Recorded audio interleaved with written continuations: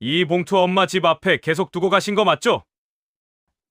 네, 한 달에 한 번씩, 정확히 같은 날마다요?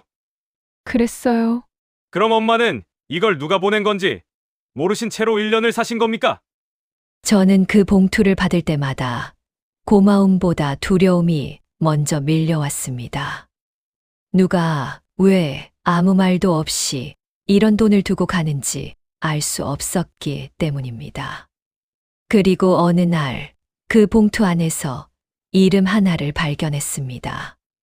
그 이름을 보는 순간 저는 제가 버림받았다고 믿었던 시간들이 전부 흔들리기 시작했습니다. 이 이야기는 현관 앞에 놓인 이름 없는 봉투 하나에서 시작됩니다. 당신 아버지 재산은 누가 모시냐고요? 딸이 저를 향해 던진 그 말은 제 평생 들어본 목소리 중 가장 날카롭고 차가웠습니다. 지금도 그날 밤 딸의 뒷모습이 눈에 선합니다. 현관문을 박차고 나가면서 한 번도 뒤를 돌아보지 않던 그 모습이요. 저는 그 자리에 한참을 서 있었습니다. 문고리를 잡고 따라가려다가도 발이 떨어지지 않았고, 입을 열려고 해도 목구멍이 막혀 소리가 나오지 않았습니다. 그렇게 딸을 보낸 날이 제가 재혼을 선택한 첫날이었습니다. 남편이 돌아가신 뒤 저는 몇 년을 혼자 살았습니다. 아침에 눈을 떠도 말을 걸 사람이 없었고, 밥을 차려놓아도 혼자 먹기엔 너무 많았고, 밤이 되면 텔레비전 소리만 덩그러니 방 안을 채웠습니다. 딸은 서울에서 자기 가정을 꾸려 살고 있었고, 명절에 한 번씩 내려와서는 바쁘다며 하루 만에 올라갔습니다. 딸이 가고 나면 집 안은 더 넓어 보였고, 저는 더 작아지는 기분이었습니다. 그때 저는 알았습니다. 혼자 늙는다는 게 이렇게 두려운 일이라는 걸요. 지금의 남편을 만난 건 동네 복지관에서였습니다. 그분도 혼자 사셨고 자식도 없었고 말수는 적었지만 제가 힘들어하면 그냥 옆에 앉아 있어 주는 사람이었습니다. 처음엔 그저 말동무였습니다. 그런데 어느 날부터 그분이 옆에 없으면 밥맛이 없고 전화가 오지 않으면 하루가 길게 느껴졌습니다. 이 나이에 또 누군가를 기다린다는 게 우스우면서도 동시에 살아있다는 느낌이 들었습니다. 그래서 저는 재혼을 결심했습니다. 남은 삶을 혼자 버티는 게 아니라 누군가와 함께 살고 싶었습니다. 하지만 딸에게 그 이야기를 꺼내는 순간 모든 게 무너졌습니다. 딸은 제 말을 끝까지 듣지 않았습니다. 아버지를 배신하는 거잖아요. 이제 우리는 뭐가 되는데요? 동네 사람들이 뭐라고 할지는 생각 안 해봤어요? 딸의 말은 칼처럼 날아와 제 가슴에 꽂혔습니다. 저는 설명하고 싶었습니다. 엄마도 외롭다는 것, 엄마도 누군가 옆에 있어 주길 바란다는 것, 그게 아버지를 잊는 게 아니라는 것을요. 하지만 딸의 눈빛은 이미 굳어 있었고, 제 말은 단 한마디도 딸의 귀에 닿지 않았습니다. 그날 밤 딸이 나간 뒤 저는 거실 바닥에 주저앉아 한참을 울었습니다. 남편은 부엌에서 괜히 물을 틀어놓고 설거지를 하고 있었고, 저는 그분 앞에서 우는 모습을 보이고 싶지 않아 소리를 죽였습니다. 그날 이후로 딸과의 연락은 끊겼습니다. 제가 몇 번 전화를 걸어도 받지 않았고, 문자를 보내도 답이 없었습니다. 명절에도 딸 생일에도 제 생일에도 연락은 오지 않았습니다. 처음엔 시간이 지나면 괜찮아질 거라 생각했습니다. 딸도 언젠가는 제 마음을 이해해 주겠지, 먼저 연락이 오겠지 기대했습니다. 하지만 한 달이 지나고 석 달이 지나고 1년이 지나도 딸의 목소리는 들리지 않았습니다. 저는 휴대폰을 켤 때마다 딸 이름을 한참 들여다보다가 결국 통화 버튼을 누르지 못하고 화면을 껐습니다. 거절당하는 게 두려웠고 딸이 저를 완전히 지웠다는 사실을 확인하고 싶지 않았습니다. 동네 사람들의 시선도 견디기 힘들었습니다. 교회 집사님은 만날 때마다 따님은 잘 지내냐고 물었고, 저는 그때마다 잘 지낸다고 거짓말을 했습니다. 시장에 가면 아줌마들의 수군거림이 들렸습니다. 나이 들어 재혼하면 자식이 떨어져 나간다는 말, 효도를 바라면 안 된다는 말들. 그 소리를 들을 때마다 제 등은 더 굽어갔습니다. 제가 큰 죄라도 지은 사람처럼 느껴졌습니다. 남편은 제 눈치를 많이 봤습니다. 제가 한숨을 쉬면 조심스레 물었고, 밤에 잠을 설치면 등을 토닥여 주었습니다. 그러다 어느 날 그분이 낮게 말했습니다. 나 때문에 이런 거지?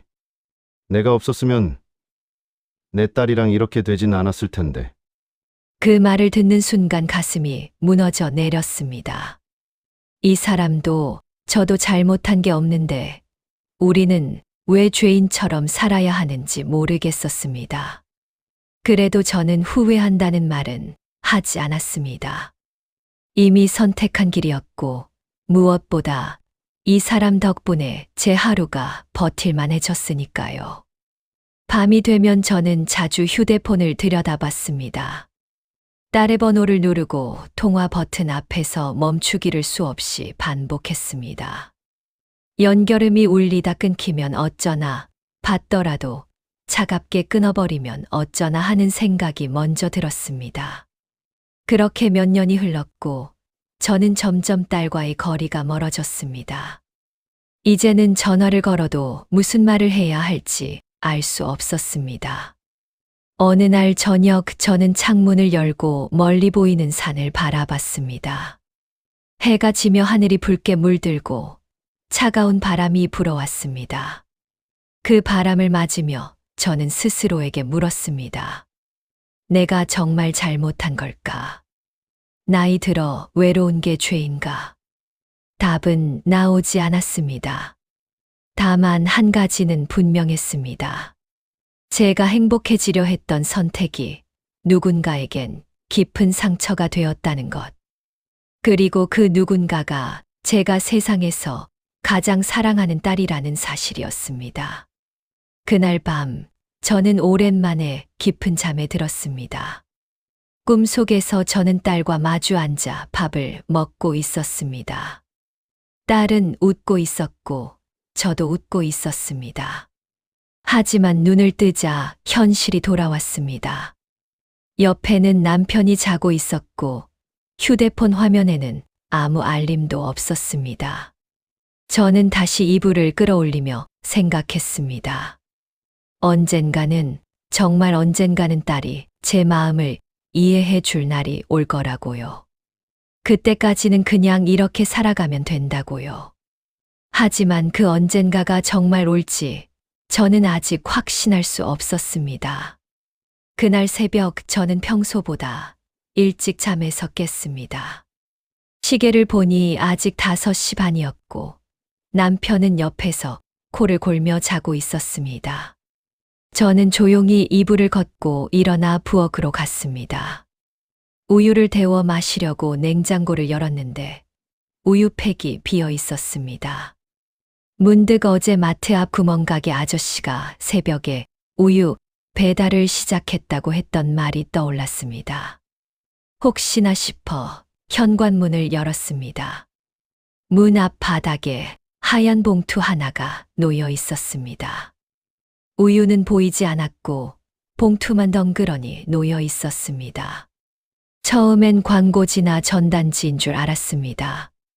하지만 봉투를 집어드는 순간 손에 전해지는 묵직한 무게감이 심상치 않았습니다. 저는 현관 안으로 들어와 문을 닫고 거실 탁자 위에 봉투를 내려놓았습니다. 한참을 바라보다가 조심스럽게 봉투 입구를 열었습니다. 안에는 10,000원짜리 지폐가 가지런히 묶여 있었습니다. 대충 세어보니 30만 원쯤 되는 것 같았습니다. 봉투 안에는 쪽지도 없었고 이름도 없었고 아무 표시도 없었습니다. 저는 다시 돈을 봉투에 넣어 주방으로 가져가 식탁 서랍 깊숙이 밀어 넣었습니다. 손이 떨렸습니다.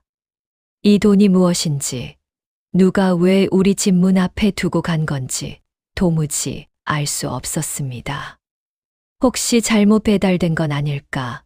옆집에 가야 할 봉투를 실수로 우리 집에 둔 건 아닐까 하는 생각도 들었습니다. 남편이 잠에서 깨 부엌으로 나왔을 때 저는 봉투 이야기를 꺼냈습니다. 남편은 처음엔 웃으며 말했습니다. 내가 깜빡하고 거기 넣어둔 돈 아니야? 하지만 제가 서랍에서 봉투를 꺼내 보여주자 남편의 표정이 굳었습니다.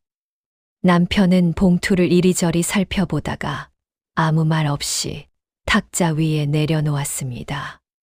그 순간 이 돈이 우리 것이 아니라는 걸 서로 느끼고 있었습니다. 그날 하루 종일 저는 봉투 생각만 했습니다.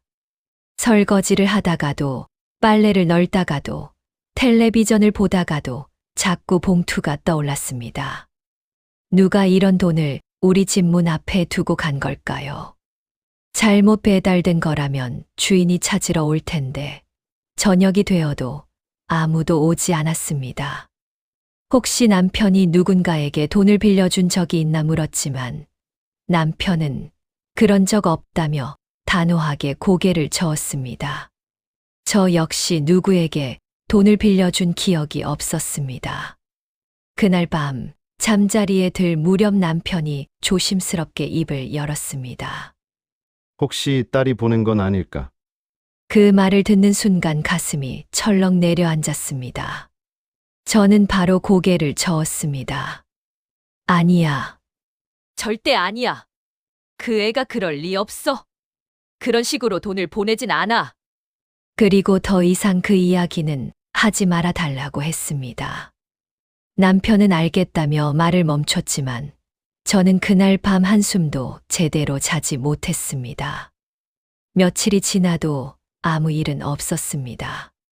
저는 매일 아침 현관문을 열 때마다 괜히 긴장했지만 봉투는 다시 나타나지 않았습니다. 그러다 보름쯤 지나자 저는 그 일을 거의 잊고 있었습니다. 그런데 정확히 한 달이 지난 날, 같은 시간에 현관문을 열었을 때 또다시 하얀 봉투가 놓여 있었습니다. 이번에도 똑같았습니다. 봉투 색도, 지폐도, 금액도 비슷했고, 여전히 이름도 쪽지도 없었습니다. 저는 봉투를 들고 현관 밖으로 나가 주변을 둘러봤습니다. 혹시 누군가 숨어서 지켜보고 있는 건 아닐까 싶었지만 새벽 골목은 조용했고 인기척도 없었습니다. 저는 다시 집 안으로 들어와 남편을 깨웠습니다. 남편도 봉투를 확인하고는 한참 동안 말을 잊지 못했습니다. 두 번째 봉투를 받고 나서야 저는 이게 우연이 아니라는 걸 확신했습니다. 누군가가 의도적으로, 규칙적으로 우리 집에 돈을 두고 가고 있었습니다. 남편은 낮은 목소리로 말했습니다. 이건 좀 이상해. 경찰에 신고하는 게 맞지 않을까? 하지만 저는 고개를 저었습니다. 아직은 아니야. 나쁜 의도로 보이진 않아. 괜히 신고했다가 좋은 마음이면 어떡해. 결국 우리는 신고하지 않기로 했습니다. 두 번째 봉투도 저는 첫 번째와 마찬가지로 서랍 깊숙이 넣어두었습니다. 이 돈은 쓸 수 없었습니다. 누구 돈인지도 모르는데 함부로 쓰고 싶지 않았습니다. 혹시라도 주인이 나타나면 돌려줘야 할 것 같았습니다. 남편은 답답하다는 듯 말했습니다. 그냥 고마운 마음으로 쓰면 되잖아. 하지만 저는 고개를 저었습니다. 못 써. 이건 우리 돈이 아니야. 그 뒤로 매달 같은 날짜가 되면 봉투가 나타났습니다. 세 번째 달, 네 번째 달도 마찬가지였습니다. 어느새 이 일은 제 삶의 일부가 되어 있었습니다. 한 달에 한 번, 잊을만 하면 찾아오는 봉투는 고맙기도 했지만 동시에 불편했습니다. 누군가 저를 걱정해 준다는 사실이 감사하면서도 제가 동정을 받고 있는 것 같아 마음이 상했습니다. 서랍에 쌓여가는 봉투를 보며 저는 계속 생각했습니다. 이 돈을 보내는 사람은 저를 아는 사람일까요? 저를 불쌍히 여기는 걸까요? 아니면 정말 아무 조건 없는 선의일까요? 답은 나오지 않았습니다. 다만 봉투가 늘어날수록 제 마음은 더 무거워졌습니다. 받을 때마다 고마움보다 불안이 먼저 앞섰고 누군가 저를 지켜보고 있다는 생각에 밤마다 잠을 설쳤습니다. 남편은 그런 저를 보며 말했습니다. 너무 신경 쓰지 마. 그냥 좋게 생각하자. 하지만 저는 좋게만 생각할 수 없었습니다. 이 돈의 주인이 누구인지, 왜 이런 일을 하는지 알고 싶었고, 가능하다면 이제 그만 보내달라고 말하고 싶었습니다. 하지만 상대가 누군지 모르는 이상 저는 아무것도 할 수 없었습니다. 그저 매달 봉투를 받고 서랍에 넣고 잠 못 이루는 밤을 반복할 뿐이었습니다. 봉투가 5번째쯤 왔을 때 저는 실수를 했습니다. 교회에서 집사님과 이야기를 나누다가 그만 봉투 이야기를 꺼내고 만 것입니다. 처음엔 그냥 가벼운 수다였습니다. 요즘 이상한 일이 있다고 누군가 집 앞에 돈을 두고 간다고 말했을 뿐인데 집사님 눈이 커지더니 제 쪽으로 몸을 기울였습니다. 자세히 말해봐요. 정확히 어떻게 된 거예요? 저는 그때 느꼈어야 했습니다. 이 이야기가 동네에 퍼질 거라는 걸요. 일주일도 안 돼서 동네 사람들이 저를 보는 눈빛이 달라졌습니다. 시장에 가면 아줌마들이 수군거리다가 제가 지나가면 입을 다물었고 골목에서 마주치는 이웃들은 이상하게 웃으며 요즘 잘 지내냐고 물었습니다. 그 물음 뒤에 숨은 의미를 저는 알 수 있었습니다. 봉투 이야기를 들었다는 것, 저에 대해 궁금해한다는 것, 뭔가 말하고 싶지만 참고 있다는 것을요. 며칠 뒤 복지관에서 만난 동네 할머니 한 분이 제 팔을 붙들고 조심스럽게 물었습니다. 혹시 옛날에 누구 크게 도와준 적 있어요? 아니면 돈 많은 친척이라도 있어요? 그것도 아니면 남편 쪽에서 몰래 챙겨주는 거 아니고요? 저는 고개를 저었습니다. 남편은 혼자 살던 분이라 친척도 거의 없었고 제 친척들도 다들 형편이 넉넉하지 않았습니다. 할머니는 그럼 참 이상한 일이라며 고개를 갸웃거렸습니다. 저는 그때부터 이 봉투가 더 이상 돈이 아니라 소문이 되고 있다는 걸 느꼈습니다. 그날 저녁 남편과 함께 산책을 나갔을 때 옆집 아저씨가 저희를 불러 세웠습니다. 아저씨는 담배를 피우며 웃는 얼굴로 말했습니다. 요즘 복 받으신다면서요. 누가 그렇게 챙겨준다니 부럽네요. 저는 아무 말도 하지 않았지만 귓가가 뜨거워졌습니다. 남편이 대신 어색하게 웃으며 그냥 이상한 일이라고 누군지도 모른다고 했지만 아저씨는 뭔가 더 말하고 싶은 표정으로 저희를 바라봤습니다. 저는 남편 팔을 잡고 빨리 자리를 떠났습니다. 그 뒤로 저는 밖에 나가는 게 두려워졌습니다. 동네 사람들이 저를 볼 때마다 봉투 이야기를 떠올릴 것 같았고 제가 뭔가 특별한 사람이 된 것처럼 느껴지는 게 싫었습니다. 장을 보러 가도 사람들 시선이 신경 쓰였고 교회에 가도 집사님이 다가와 또 봉투 왔냐고 묻는 게 부담스러웠습니다. 저는 그냥 조용히 살고 싶었습니다. 누구한테 주목받지 않고 그냥 평범하게요. 어느 날 아침 문을 열었을 때 또 봉투가 놓여 있었습니다. 6번째였습니다. 저는 봉투를 집어들면서 주변을 둘러봤습니다. 혹시 누가 숨어서 지켜보고 있는 건 아닐까 하는 생각이 들었습니다. 골목 저 끝에서 담장 뒤에서 어디선가 저를 관찰하고 있을 것 같았습니다. 등골이 서늘해졌습니다. 고마운 마음보다 감시당하는 기분이 먼저 들었습니다. 집 안으로 들어와 봉투를 서랍에 넣으면서 저는 문득 궁금해졌습니다. 이 사람은 왜 이름을 밝히지 않는 걸까요? 정말 좋은 마음이라면 당당하게 이름을 밝히고 주면 되는데 왜 이렇게 몰래 두고 가는 걸까요? 혹시 저를 불쌍히 여기는 걸까요? 재혼한 늙은 여자, 자식한테 버림받은 할머니, 그런 사람한테 동정심으로 돈을 주는 걸까요? 생각할수록 기분이 나빴습니다. 며칠 뒤 시장에서 마주친 아줌마가 제게 다가와 속삭이듯 말했습니다. 혹시 숨겨둔 자식 있는 거 아니에요? 저는 그 말에 화가 치밀었습니다. 무슨 근거로 그런 말을 하는지, 제가 무슨 잘못을 했다고 그런 소문을 퍼뜨리는지 따지고 싶었습니다. 하지만 꾹 참았습니다. 여기서 화를 내면 더 이상한 소문이 날 것 같았습니다. 저는 억지로 웃으며 말했습니다. 아니에요. 그럴 리 없어요. 그리고는 빨리 자리를 떴습니다. 집으로 돌아오는 길에 눈물이 났습니다. 저는 아무 잘못도 안 했는데 왜 이렇게 살아야 하는지 모르겠었습니다. 누군가 좋은 마음으로 준 돈 때문에 제가 동네 구경거리가 되고 온갖 소문에 시달려야 한다는 게 억울했습니다.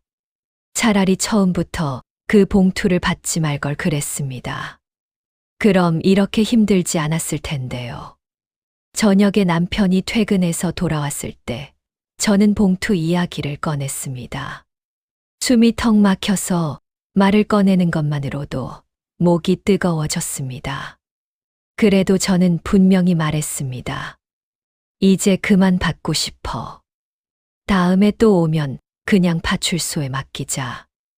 남편은 한참 저를 바라보다가 알겠다고 했습니다. 하지만 그 눈빛 속에는 뭔가 다른 감정이 섞여 있었습니다. 안쓰러움 같은 것, 혹은 미안함 같은 것이었습니다. 저는 그 눈빛이 더 괴로웠습니다. 마치 제가 정말 불쌍한 사람이 된 것 같아서요. 그날 밤 잠자리에 누웠을 때 남편이 조용히 말했습니다. 혹시 딸이 보내는 거면 어쩌지? 저는 그 말에 참아왔던 감정이 한꺼번에 터졌습니다. 저는 화를 냈습니다. 딸은 절대 아니야! 다시는 그런 말 하지 마! 남편은 더 이상 아무 말도 하지 않았고, 저는 이불을 뒤집어 쓰고 눈을 감았습니다. 하지만 잠은 오지 않았습니다. 남편 말이 자꾸 머릿속을 맴돌았습니다. 혹시 딸이 보내는 거라면요? 아니, 그럴 리 없었습니다. 몇 년째 연락도 없던 딸이 갑자기 이렇게 돈을 보낼 리 없었습니다. 게다가 이름도 안 밝히고요. 딸이라면 당당하게 보냈을 것입니다. 아니면 아예 안 보냈겠죠. 이렇게 몰래 익명으로 보낼 이유가 없었습니다. 저는 스스로에게 말했습니다. 딸은 아니야. 절대 딸일 리 없다고 다짐하려 했습니다. 그런데도 마음 한구석에서는 의심이 자라났습니다. 만약 정말 딸이라면요. 만약 딸이 저를 걱정해서 이렇게 돈을 보내고 있다면요. 그런데 왜 이름을 밝히지 않는 걸까요?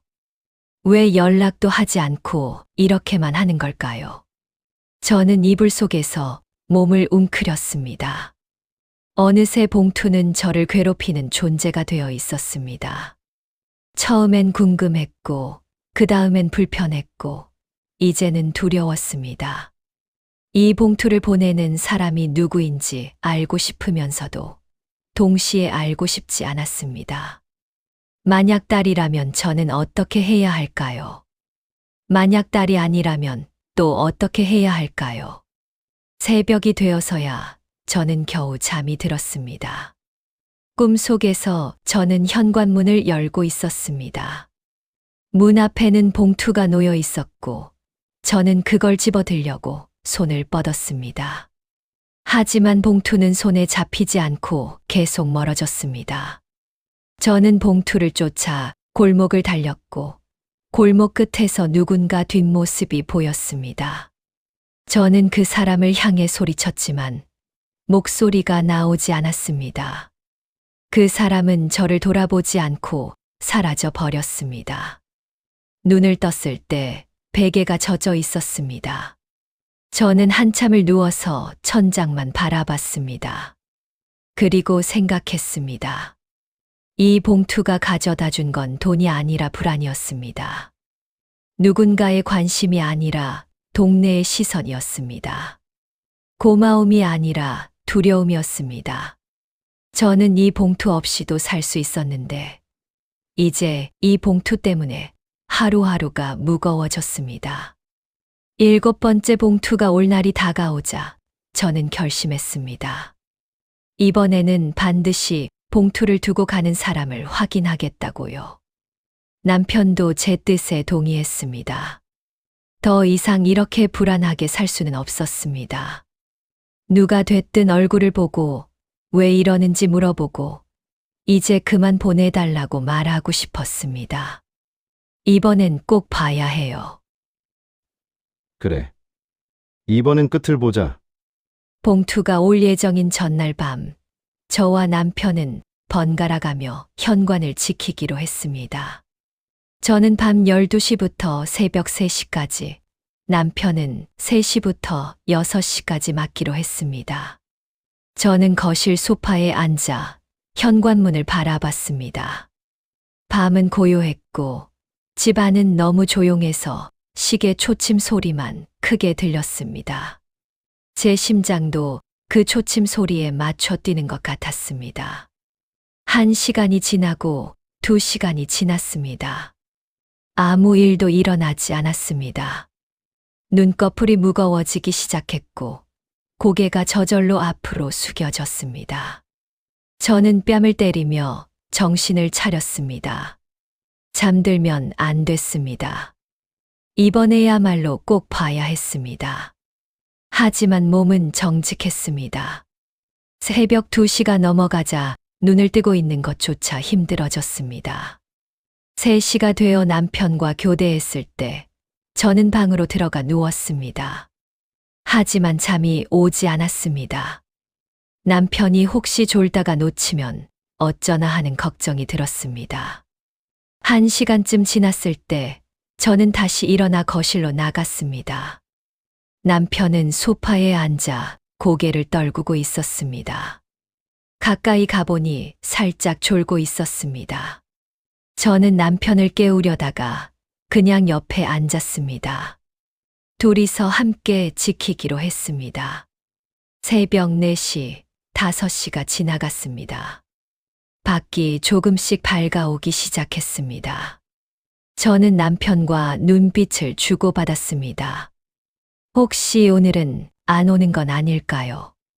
아니면 우리가 지키고 있는 걸 알고 일부러 안 오는 건 아닐까요? 6시가 되었습니다.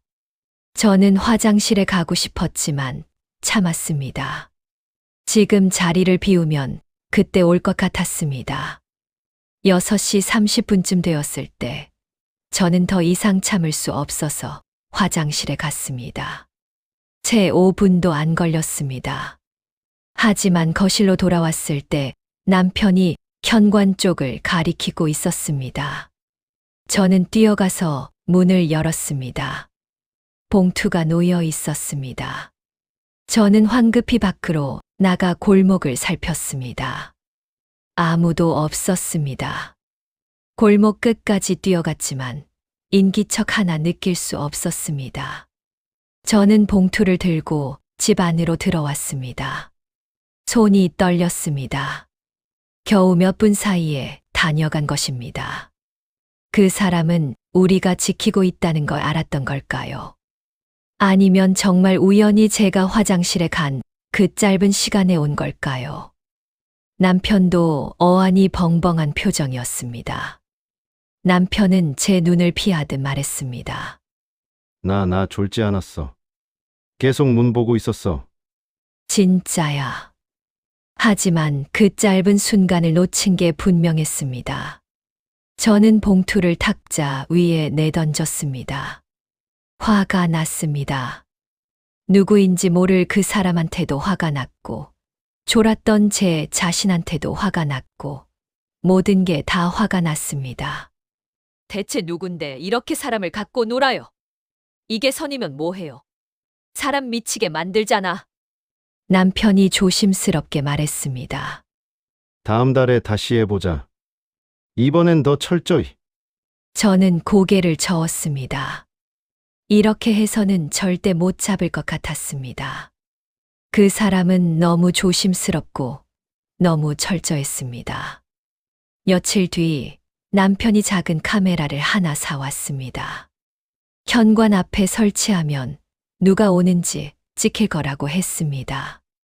남편은 상자를 탁자 위에 올려놓으며 말했습니다. 이거 달자.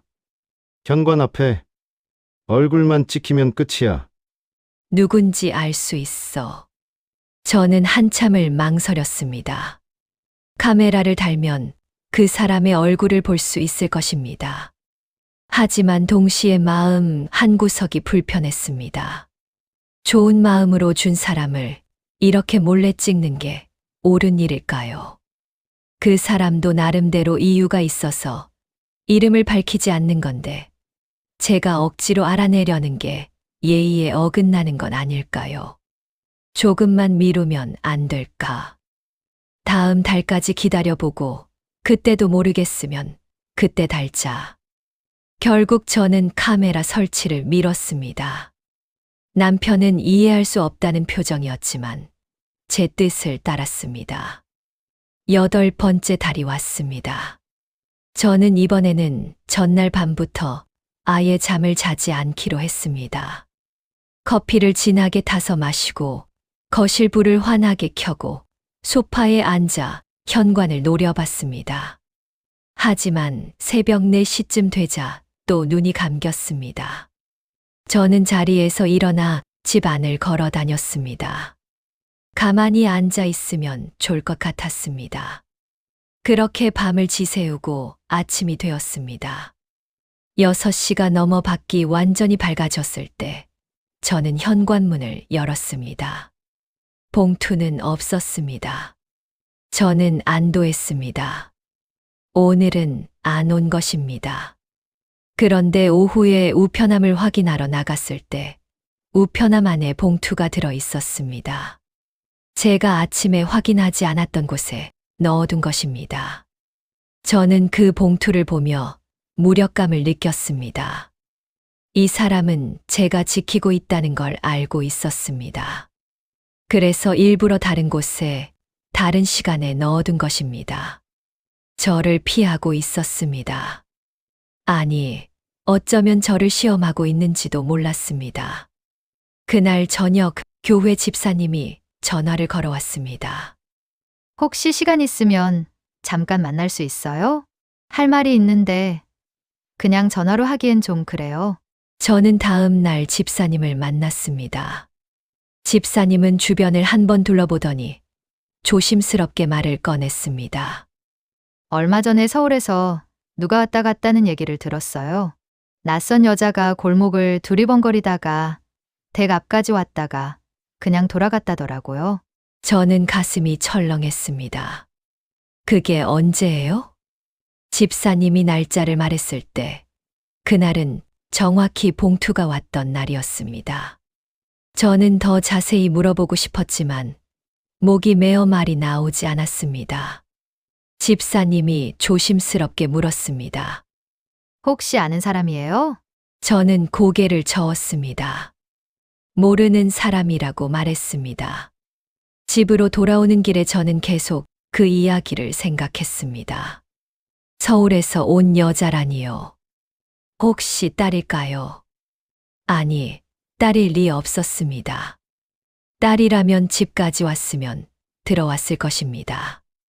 문 앞에서 서성이다가 그냥 갈 이유가 없었습니다. 하지만 만약 정말 딸이라면요.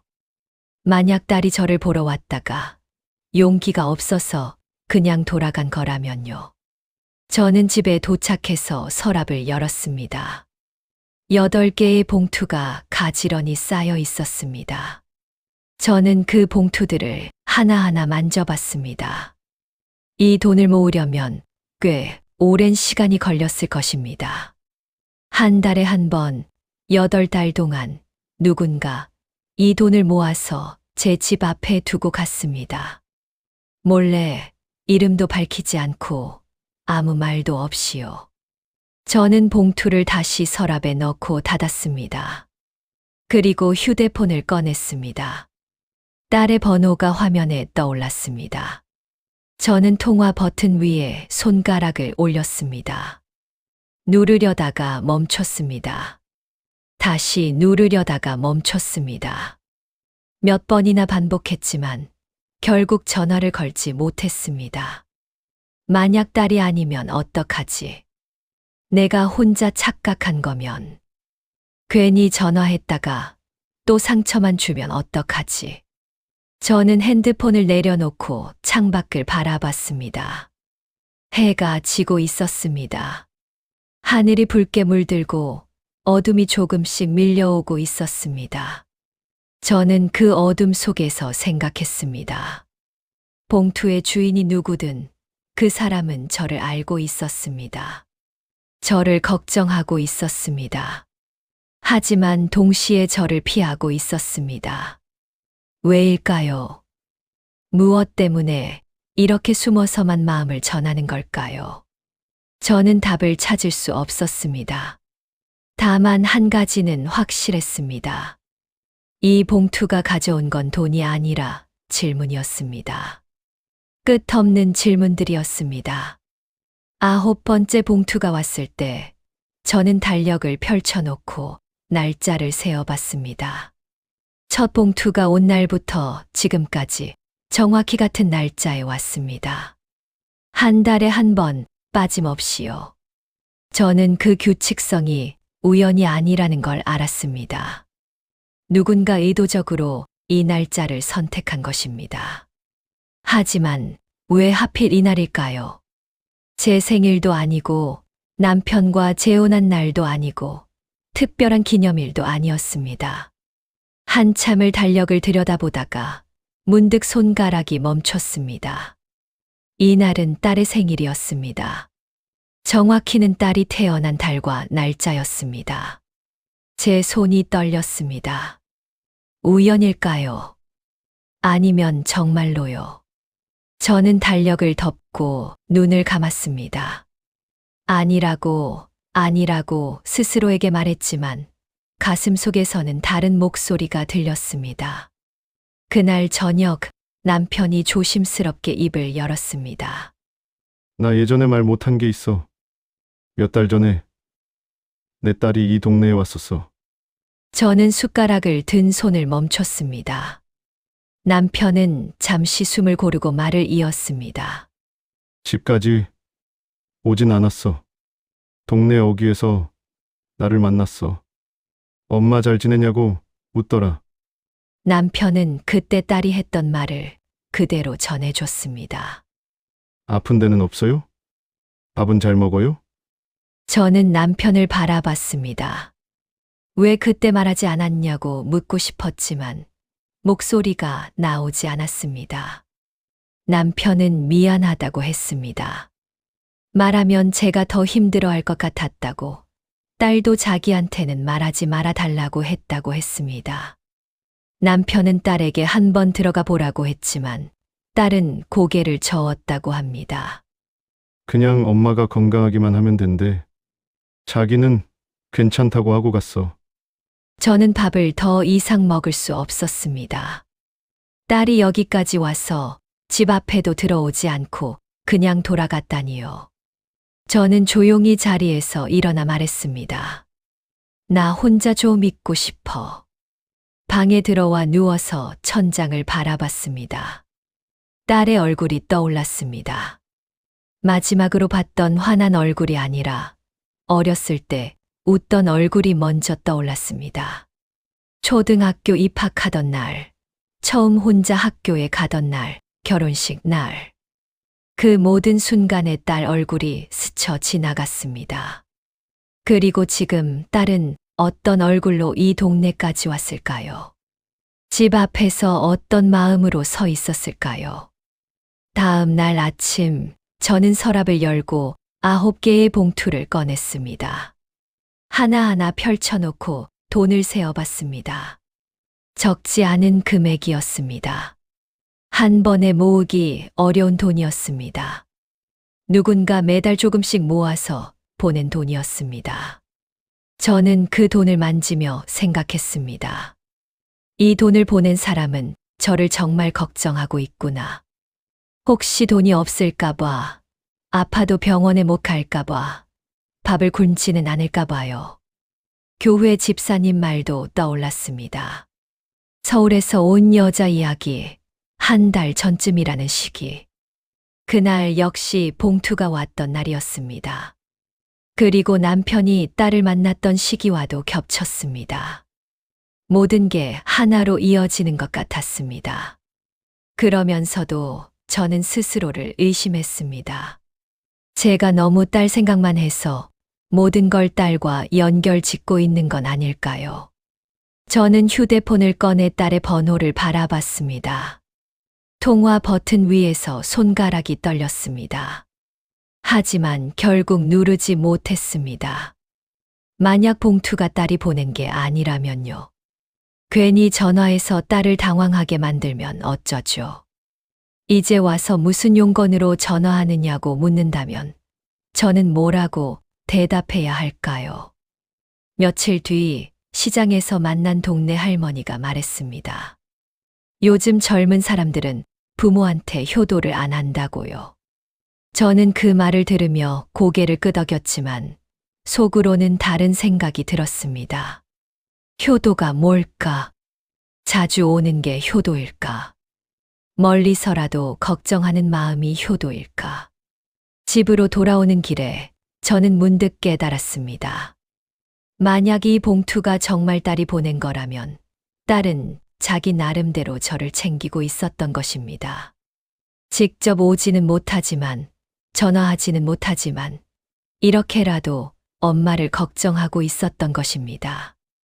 아직 저를 완전히 용서하지는 못했지만, 그래도 엄마를 미워만 할 수는 없어서 이런 방법을 선택했을지도 몰랐습니다.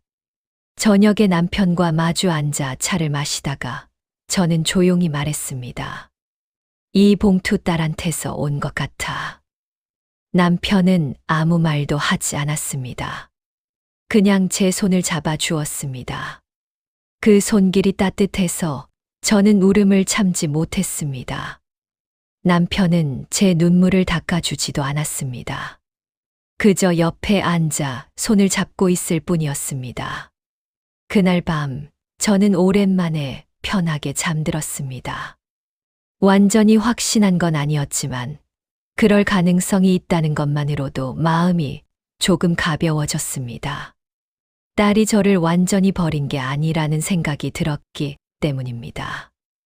다음 날 아침 저는 다시 서랍을 열고 봉투들을 꺼냈습니다. 이번에는 다른 마음으로 바라봤습니다. 이 봉투들이 더 이상 불편하지 않았습니다. 오히려 고마웠습니다. 딸이 아직 저를 엄마라고 생각하고 있다는 증거 같았습니다. 하지만 동시에 마음이 아팠습니다. 딸이 왜 이렇게까지 해야 했을까요?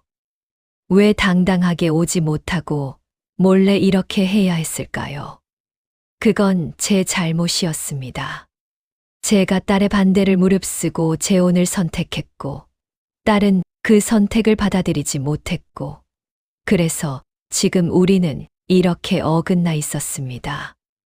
10번째 봉투가 올 날이 다가왔습니다. 저는 이번에는 봉투를 기다렸습니다. 불안해서가 아니라 고대하며 기다렸습니다. 새벽에 문을 열었을 때 봉투가 놓여 있었고, 저는 그걸 조심스럽게 집어들었습니다. 마치 딸의 손을 잡는 것처럼요. 봉투를 열고 돈을 확인했습니다. 똑같은 금액이었습니다. 하지만 이번에는 돈을 세며 눈물이 났습니다. 딸이 이 돈을 모으려고 얼마나 애썼을까요? 혹시 자기가 쓸 돈을 아껴서 모은 건 아닐까요? 그 생각에 가슴이 먹먹했습니다. 저는 봉투를 품에 안고 한참을 앉아 있었습니다. 딸아, 고맙다고, 미안하다고 말하고 싶었지만 제 목소리는 닿지 않았습니다. 저는 그저 봉투를 꼭 끌어안고 있을 수밖에 없었습니다. 그날 이후 저는 매일 딸 생각을 했습니다. 전화를 걸고 싶었고 목소리를 듣고 싶었지만 여전히 용기가 나지 않았습니다. 그래서 저는 기다리기로 했습니다. 딸이 준비될 때까지, 딸이 마음을 열 때까지요. 하지만 기다림은 쉽지 않았습니다. 매일 휴대폰을 들여다봤지만 딸에게서 연락은 오지 않았습니다.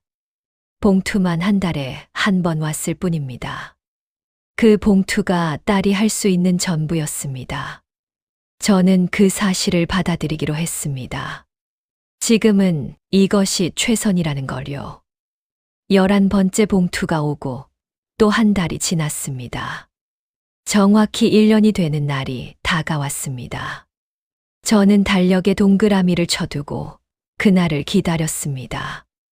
왜인지 모르게 이번엔 뭔가 다를 것 같은 예감이 들었습니다.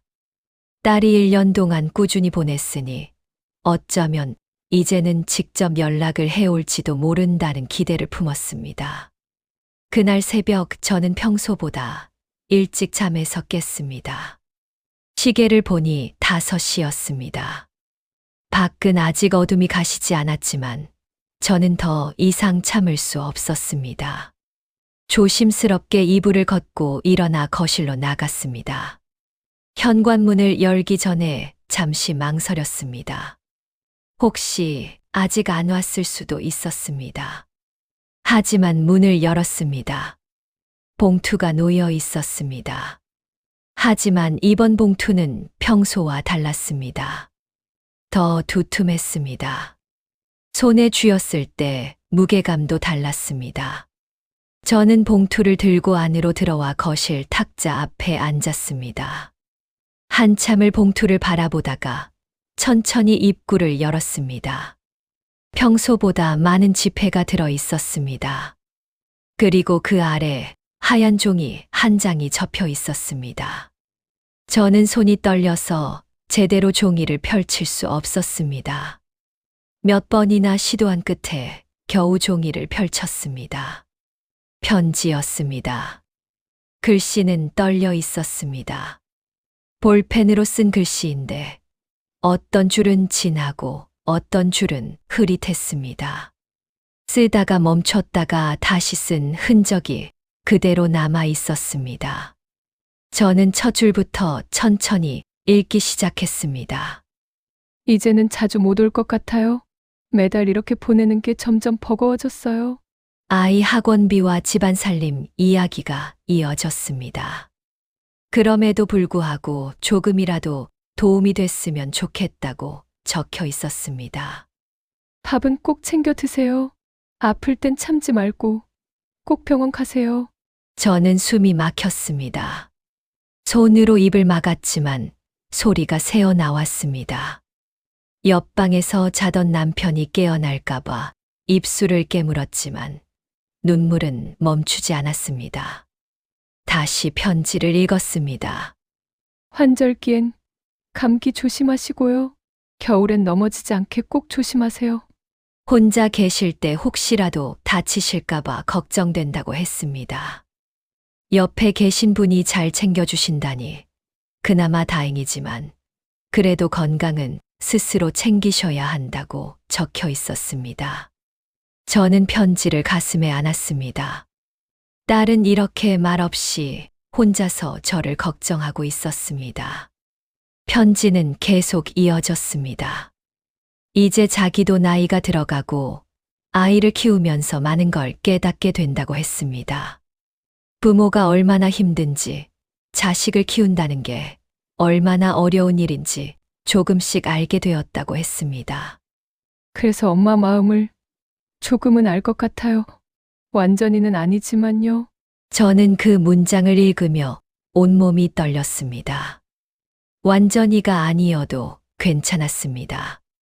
조금이면 충분했습니다. 딸이 제 마음을 조금이라도 이해해 준다는 사실만으로 가슴이 벅찼습니다. 편지의 끝이 다가왔습니다. 앞으로는 이렇게 자주 보내지 못할 것 같다고 다시 한 번 적혀 있었습니다. 하지만 가끔 생각난다고 엄마가 건강하게만 지내면 된다고 했습니다. 그게 자기가 바라는 전부라고요. 그리고 마지막 줄이었습니다. 저는 그 줄을 읽기 전에 잠시 눈을 감았습니다. 심장이 너무 빨리 뛰어 숨 쉬기가 힘들었습니다. 눈을 뜨고 마지막 줄을 읽었습니다. 보내는 사람. 딸의 이름이 적혀 있었습니다. 제가 지난 몇 년간 단 한 번도 입 밖에 내지 못했던 그 이름이었습니다. 제가 낳고 키우고 사랑했지만 재혼 이후로는 부르지 못했던 이름이었습니다. 저는 그 이름을 손가락으로 천천히 쓰다듬었습니다. 한 글자 한 글자, 마치 딸의 얼굴을 만지는 것처럼요. 저는 그 자리에 주저앉았습니다. 편지를 가슴에 안고 한참을 울었습니다. 소리 없이 하지만 온몸으로 울었습니다. 딸은 저를 버리지 않았습니다. 딸은 저를 잊지 않았습니다. 1년 동안 매달 말없이 저를 기억하고 있었습니다. 얼마나 지났을까요? 남편이 거실로 나왔습니다. 저를 보고 놀라 달려왔습니다. 무슨 일이냐고 물었지만 저는 말할 수 없었습니다. 그저 편지를 내밀었습니다. 남편은 편지를 읽다가 숨을 삼켰습니다. 이게 내 딸 글씨구나. 그동안 혼자서 이걸 다 했던 거네. 남편도 울었습니다. 편지를 다 읽고 나서 제 옆에 앉아 어깨를 감싸 안았습니다. 우리는 말없이 한참을 그렇게 앉아 있었습니다. 해가 떠올랐습니다. 창문으로 아침 햇살이 들어왔습니다. 저는 편지를 다시 읽었습니다. 이번에는 눈물이 아니라 조심스러운 미소를 지으며 읽었습니다. 딸의 글씨를 따라가며 딸이 보낸 1년의 시간을 떠올렸습니다. 저는 서랍을 열고 지난 11개의 봉투를 꺼냈습니다. 마지막 봉투까지 더해 12개의 봉투가 탁자 위에 놓였습니다. 딸이 1년 동안 보내온 마음이었습니다. 저는 봉투를 하나하나 만지며 속으로 말했습니다. 고마워. 미안해. 그래도 엄마는 널 사랑해. 저는 휴대폰을 꺼냈습니다. 딸의 번호가 화면에 떠올랐습니다. 이번에는 오래 망설이지 않았습니다. 다만 전화는 아니었습니다. 저는 문자창을 열었습니다. 손가락이 떨렸지만 한 글자 한 글자 눌렀습니다. 봉투 잘 받았다고, 편지도 읽었다고, 고맙고 미안하다고 썼습니다. 몇 번이나 지우고 다시 쓰다가 가장 간단한 말만 남겼습니다.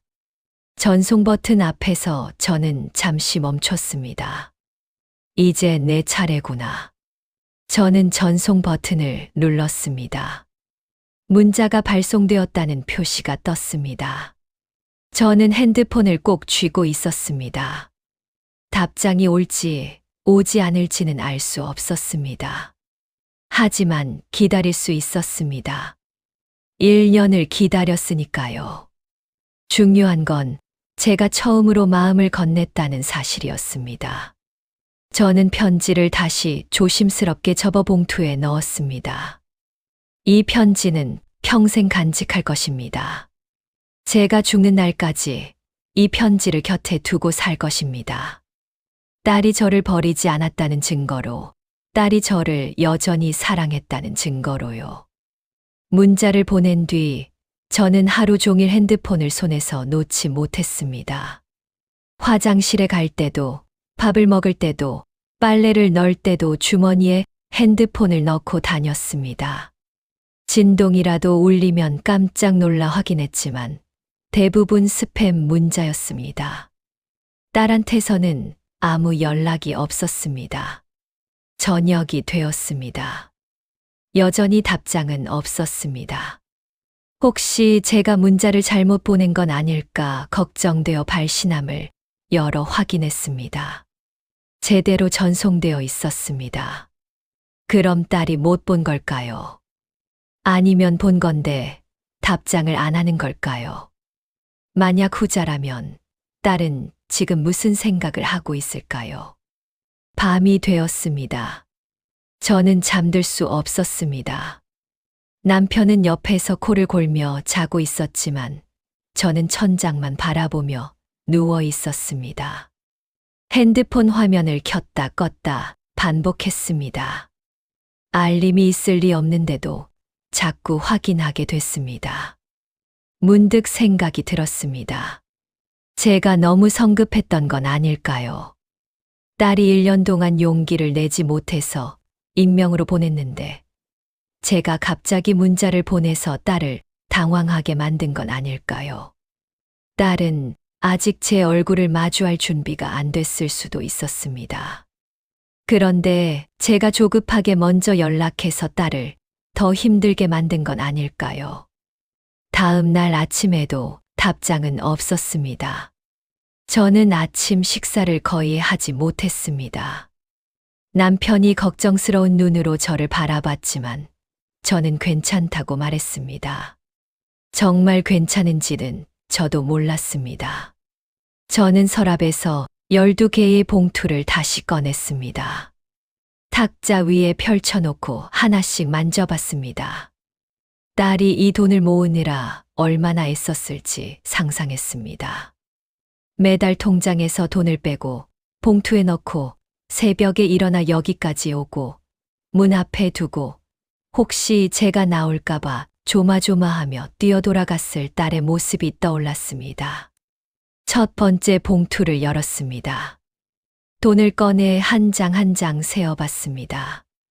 30만 원 정확히였습니다. 두 번째 봉투도 마찬가지였습니다. 세 번째, 네 번째, 다섯 번째도 똑같았습니다. 딸은 정확히 같은 금액을 매달 보냈습니다. 한 번도 빠뜨리지 않고 한 번도 줄이지 않고요. 저는 계산해 봤습니다.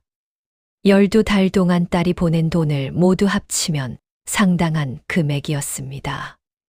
일반 가정에서 매달 이만큼씩 따로 빼두기는 쉽지 않았을 것입니다.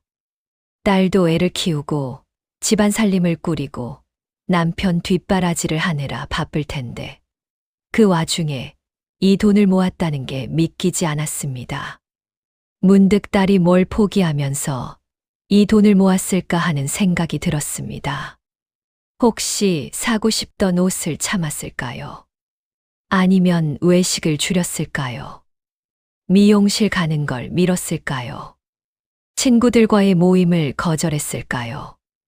어쩌면 딸은 자기가 누릴 수 있는 작은 행복들을 하나씩 포기하면서 이 돈을 모았을지도 몰랐습니다. 저는 돈을 다시 봉투에 넣으며 울었습니다. 딸에게 미안했습니다. 내가 재혼만 안 했더라면, 내가 혼자서 외로움을 견뎠더라면, 내가 조금만 더 참았더라면 우리 모녀가 이렇게 멀어지진 않았을 텐데. 하지만 동시에 저도 알고 있었습니다. 제가 재혼을 선택한 건 잘못이 아니라는 것을요. 저도 행복할 권리가 있었고, 남은 삶을 누군가와 함께하고 싶은 마음이 이기적인 게 아니라는 것을요. 다만 그 선택이 딸에게 상처를 준 건 사실이었고, 그 상처가 아직 아물지 않았다는 것도 사실이었습니다. 나는 잘못만 한 건 아니야. 그런데도 딸은 아팠겠지. 오후가 되었습니다. 여전히 딸한테서 연락은 없었습니다. 저는 동네를 산책하러 나갔습니다. 집에만 있으면 계속 핸드폰만 보게 될 것 같았습니다. 걸으면서도 주머니 속 핸드폰을 만지작거렸습니다. 진동이 울릴까봐 귀를 기울였습니다. 골목을 걸으며 저는 지난 1년을 떠올렸습니다. 첫 번째 봉투를 받았을 때의 당황스러움, 두 번째 봉투부터 느낀 불편함, 동네 사람들의 시선, 남편과의 작은 갈등, 봉투 주인을 찾으려던 시도들, 그리고 딸일지도 모른다는 의심과 부정이 반복되던 시간들이요.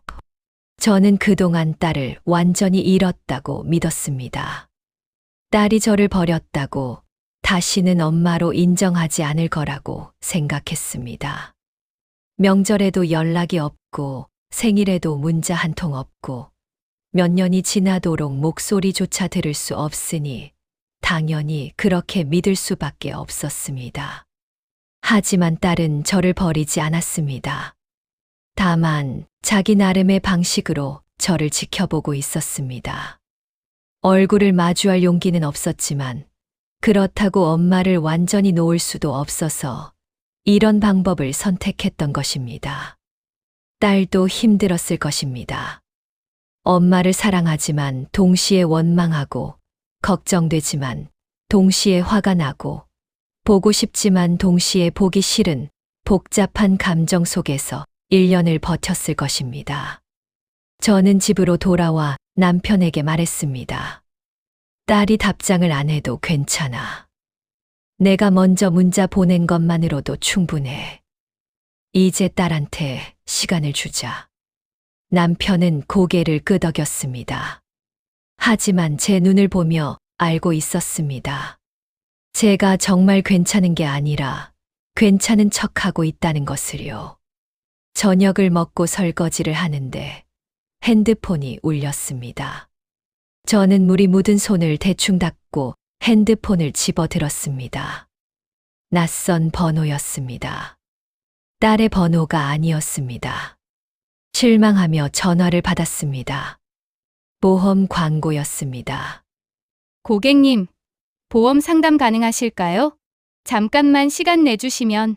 저는 조용히 전화를 끊고 핸드폰을 내려놓았습니다. 하필 지금 밤이 되었습니다. 잠자리에 들었지만 잠이 오지 않았습니다. 어제도 그랬고 오늘도 그랬습니다. 내일도 아마 그럴 것 같았습니다. 저는 어둠 속에서 생각했습니다. 만약 딸이 답장을 안 한다면 어떻게 해야 할까요? 그냥 이대로 기다려야 할까요? 아니면 다시 문자를 보내야 할까요? 아니면 직접 찾아가야 할까요? 하지만 어떤 방법도 옳은 것 같지 않았습니다. 너무 적극적으로 나서면 딸이 부담스러울 것 같았고, 그렇다고 아무것도 안 하면 또 몇 년이 지나갈 것 같았습니다. 저는 어떻게 해야 할지 알 수 없었습니다. 그때 남편이 조용히 말했습니다. 딸도 지금 너랑 똑같을 거야. 답장해야 할지 말아야 할지, 뭐라고 해야 할지. 아마 밤새 혼자 고민하고 있을 거야. 저는 남편 말을 듣고 조금 마음이 편해졌습니다. 그렇겠죠. 딸도 저만큼 힘들 것입니다. 1년 동안 용기 내지 못하고 익명으로만 마음을 전하던 딸이 갑자기 엄마한테서 문자를 받고 얼마나 당황했을지 상상이 됐습니다. 지금 딸도 핸드폰을 붙들고 답장 문구를 쓰다 지우기를 반복하고 있을지도 몰랐습니다. 저는 눈을 감았습니다. 더 이상 핸드폰을 확인하지 않기로 했습니다. 딸이 답장을 보내면 보내는 것이고, 안 보내면 제가 조금 더 기다리면 되는 것이었습니다. 급할 것 없었습니다. 이미 1년을 기다렸는데 조금 더 기다리는 건 어렵지 않았습니다. 중요한 건 이제 우리가 서로를 알고 있다는 것이었습니다. 딸은 제가 봉투의 주인을 알게 됐다는 것을 알고 있고, 저는 딸이 저를 버리지 않았다는 것을 알고 있었습니다. 그것만으로도 충분했습니다. 적어도 지금은요. 새벽이 되어 저는 잠이 들었습니다. 꿈을 꿨습니다. 딸과 제가 마주 앉아 있었습니다. 어디인지는 모르겠지만 밝고 따뜻한 곳이었습니다. 우리는 말을 하지 않았습니다. 그냥 서로를 바라보며 미소 짓고 있었습니다. 그것만으로도 충분했습니다. 눈을 떴을 때 창밖이 밝았습니다. 새로운 날이 시작되고 있었습니다. 저는 침대에서 일어나 거실로 나갔습니다. 탁자 위에 12개의 봉투가 여전히 놓여 있었습니다. 저는 그 봉투들을 보며 생각했습니다. 이 봉투들은 이제 제 보물이 되었습니다. 딸이 1년 동안 보내온 사랑의 증거였습니다. 저는 평생 이 봉투들을 간직할 것입니다. 그리고 언젠가 딸을 만나는 날, 이 봉투들을 보여주며 말할 것입니다. 엄마는 알고 있었어. 내가 엄마를 사랑한다는 거. 그리고 엄마도 너를 사랑한다고. 사흘이 지났습니다. 딸에게서 여전히 아무 연락이 없었습니다. 저는 더 이상 핸드폰을 들여다보지 않으려 애썼습니다. 대신 집안일에 집중했습니다. 장을 보러 가고, 청소를 하고, 남편 옷을 손질하고, 텔레비전을 봤습니다. 하지만 무엇을 하든 마음 한구석에는 딸 생각이 자리 잡고 있었습니다. 나흘째 되던 날 오후, 저는 남편과 함께 동네 뒷산을 올랐습니다. 걷다 보면 마음이 조금 편해질 것 같았습니다. 산길을 걸으며 낙엽을 밟았습니다. 바스락거리는 소리가 크게 들렸습니다. 남편은 제 옆에서 말없이 걸었습니다. 저는 남편 손을 잡았고 남편도 제 손을 꽉 쥐었습니다. 산 중턱쯤 올라 멈춰서서 아래를 내려다봤습니다. 우리 집이 보였습니다. 작은 단층집이 저 아래 조용히 자리하고 있었습니다. 그 집에서 1년 동안 매달 봉투를 받았고, 그제야 딸의 마음을 알게 됐고, 문자를 보냈고, 지금은 답을 기다리고 있었습니다.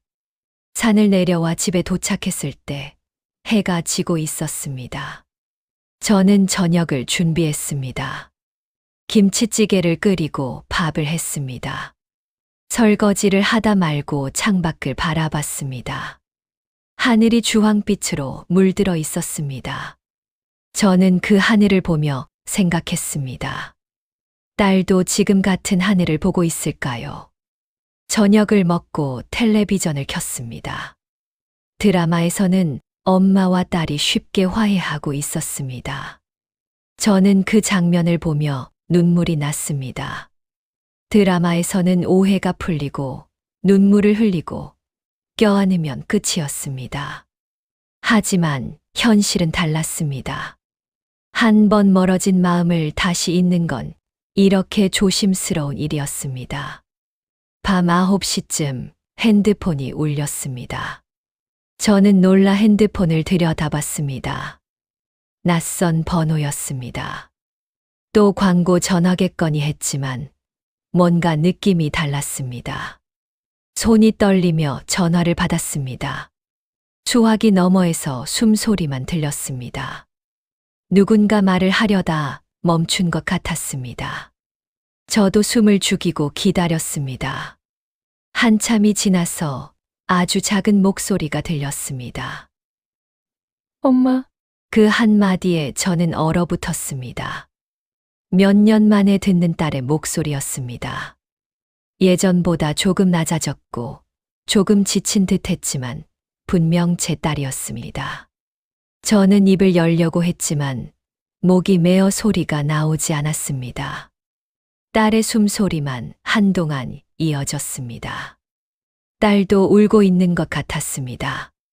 저는 눈물을 닦으며 겨우 말을 꺼냈지만 말은 나오지 않았습니다. 그저 울기만 했습니다. 잠시 뒤 딸이 다시 말했습니다. 문자는 잘 받았어요. 봉투 얘기하려던 건 아니었는데 편지에 이름을 쓰게 돼서 미안해요. 저는 고개를 저었습니다. 딸은 볼 수 없었지만 저는 고개를 저었습니다. 미안할 게 없다고 말하고 싶었지만 여전히 목소리가 나오지 않았습니다. 딸은 말을 이었습니다. 이제 애를 키워보니까 조금은 알 것 같아요. 엄마가 얼마나 외로웠을지. 근데 아직 완전히 받아들여지진 않아요. 솔직히 조금은 서운해요. 저는 딸의 말을 들으며 고개를 끄덕였습니다. 완전히 이해하지 못해도 괜찮았습니다. 조금이라도 제 마음을 헤아려 준 것만으로도 충분했습니다. 저는 입술을 깨물고 겨우 한마디를 꺼냈습니다. 응. 그 한마디가 전부였습니다. 하지만 그것만으로도 충분한 것 같았습니다. 딸은 잠시 말을 멈췄다가 조금 더 편해진 목소리로 말을 이었습니다. 나 1년 동안 매달 여기까지 왔어. 새벽 첫 차 타고 와서 봉투 두고 다시 첫 차 타고 올라갔어. 몇 번은 문 두드리고 싶었는데 용기가 안 났어. 저는 또 울었습니다. 딸이 문 바로 앞에 있었을 때 저는 안에서 아무것도 모르고 살고 있었습니다. 알았다면 문을 열었을 텐데, 끌어안았을 텐데요. 딸은 마지막으로 말했습니다. 엄마가 건강하면 돼. 그것만으로도 난 괜찮아. 저는 고개를 저었습니다. 괜찮지 않다는 걸 알았습니다. 하지만 딸이 괜찮다고 하니 저도 그렇게 말해주고 싶었습니다. 나도 괜찮아. 딸이 울면서 웃는 것 같았습니다. 저도 웃었습니다. 우리는 한동안 아무 말도 하지 않고 서로의 숨소리만 들었습니다. 잠시 후 딸이 말했습니다. 언젠가 밥 한번 먹자. 아직은 아니지만 조금 지나면 용기 낼 수 있을 것 같아. 저는 고개를 끄덕였습니다. 급하지 않다고 천천히 해도 된다고 말해주고 싶었습니다. 딸은 끊어야 할 것 같다고 했습니다. 아이가 학교 갈 준비를 해야 한다고 했습니다. 저는 알겠다고 했습니다. 딸이 마지막으로 말했습니다. 건강하세요. 저는 대답했습니다. 너도. 전화가 끊겼습니다. 저는 한참 동안 핸드폰을 귀에 대고 있었습니다. 끊긴 걸 알면서도 내리지 못했습니다. 딸의 목소리가 아직 귓가에 남아 있었습니다. 남편이 다가와 조용히 앉았습니다. 딸이야? 저는 고개를 끄덕였습니다. 남편이 제 어깨를 토닥였습니다. 저는 남편 어깨에 기대 한참을 울었습니다. 이번에는 슬픔이 아니라 안도의 눈물이었습니다. 저는 서랍을 열고 12개의 봉투를 꺼냈습니다. 하나하나 만져봤습니다. 이제 이 봉투들은 다른 의미를 갖게 됐습니다. 끊어졌던 관계를 다시 잇는 다리가 되었습니다. 봉투들을 다시 서랍에 넣고 딸의 편지를 꺼내 다시 읽었습니다. 이제는 덜 슬펐습니다. 완전한 화해는 아니었지만 대화는 시작됐습니다. 밤이 깊어갔습니다. 저는 침대에 누워 창밖의 별을 바라봤습니다. 딸도 같은 별을 보고 있을지도 모른다는 생각이 들었습니다. 저는 눈을 감았습니다. 오늘 밤은 편히 잠들 수 있을 것 같았습니다. 엄마라고 불러준 그 한마디가 건강하세요라는 말이 제 마음을 따뜻하게 덮고 있었습니다. 언젠가 우리는 만날 것입니다. 몇 달 뒤일 수도, 1년 뒤일 수도 있었습니다. 하지만 중요한 건 우리가 서로를 포기하지 않았다는 사실이었습니다. 우리는 각자의 방식으로 서로를 사랑하고 있었습니다. 완벽한 화해는 아니었습니다. 여전히 서툴고 여전히 조심스러웠습니다. 하지만 괜찮았습니다. 천천히 우리 속도로 가면 됐습니다. 저는 속으로 말했습니다. 고마워. 미안해. 사랑해. 그리고 그렇게 새로운 하루가 시작되고 있었습니다. 오늘 사연 끝까지 함께 해주셔서 고맙습니다. 우리네 마음 찌릿했던 순간들 같이 울고 웃어주신다면 좋아요와 구독, 알림 설정 꼭 부탁드릴게요. 여기는 키미의 인생사연. 다음 이야기에서 또 찾아뵐게요.